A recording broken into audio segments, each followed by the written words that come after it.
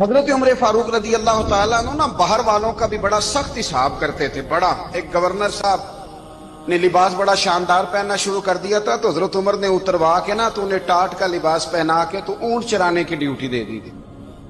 اتنا سخت احتساب کرتے.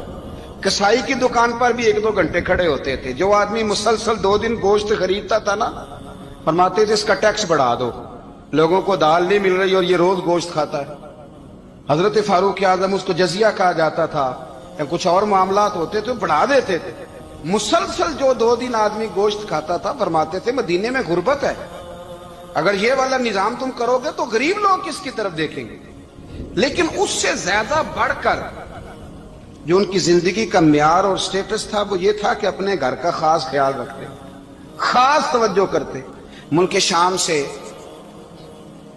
اور ایران سے کچھ لوگ آپ کی خدمت میں آئے تو وہاں سے کچھ کنیزیں بھی آئیں. ان کے بادشاہ پیغام لے کے شاہ ایران کی کنیز کو ملکہ نے کہا کہ نا حضرت عمر کی زوجہ کو دیکھ کے آنا ذرا کس طرح کی ہے.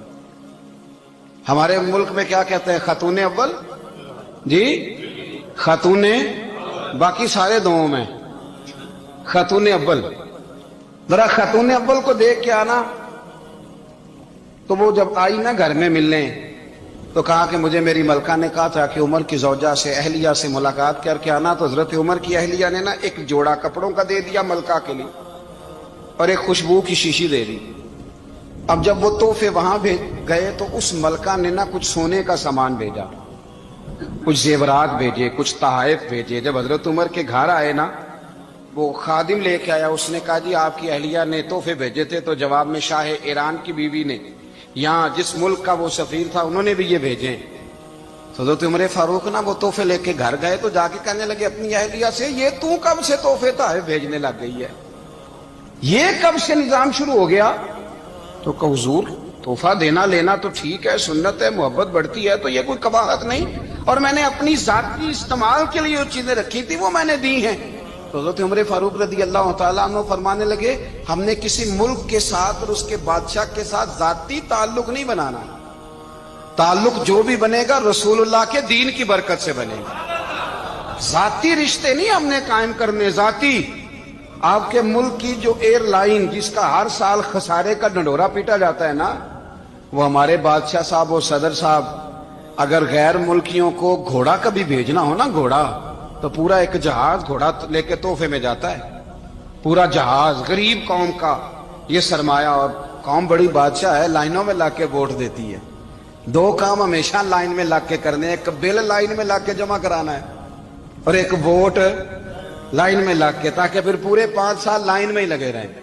مرضی سے آپ ووٹ دینا پر جو بات درست ہے اس کو سنو. حضرت عمر فاروق رضی اللہ تعالیٰ عنہ نے اپنی اہلیہ سے پوچھا کتنے کا تھا وہ تیرا جوڑا اور خوشبو کی شیشی؟ انہوں نے کہا 3 دینار کی. فرمایا یہ 3 دینار تیرے اور باقی جو تحفے آئے ہیں وہ تو خود کہہ, چونکہ اس نے تیرے نام بھیجے ہیں, تو کہہ کہ میں مال غنیمت میں دیتی ہوں, تو کہہ میں مسلمانوں کو کہہ. تو زوجہ ہنس پڑی, کہنے لگی میں نام بھی کہوں تو مجھے کہنا تو پڑے گا ہی, کہنا تو میں نے ہے ہی, کیونکہ سامنے عمر فاروق ہیں, لہذا فرمایا کہہ دیتی ہوں میں نے دیا خزانے کو. حضرت عمر نے جمع کرا لیا. میں یہ کیا بات ہوں, میرے گھر والے جو مرضی کریں, ان کا معیار زندگی جس طرح کا مرضی ہو. اور حضرت عمر ایک جملہ کہا کرتے تھے, اللہ کرے کہ یہ باتیں اس دور حاضر میں ہماری سمجھ میں آئیں.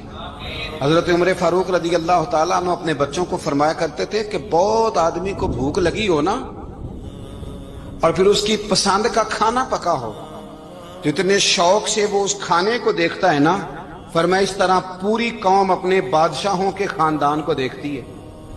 اس تیزی کے ساتھ دیکھتے ہیں کہ ان کے گھر میں کیا ہو رہا ہے, ان کا معیار زندگی کیا ہے, ان کا سٹیٹس کیا ہے. سیدنا فاروق اعظم رضی اللہ تعالی عنہ نے اپنے گھر کے اندر اپنے بچوں, آپ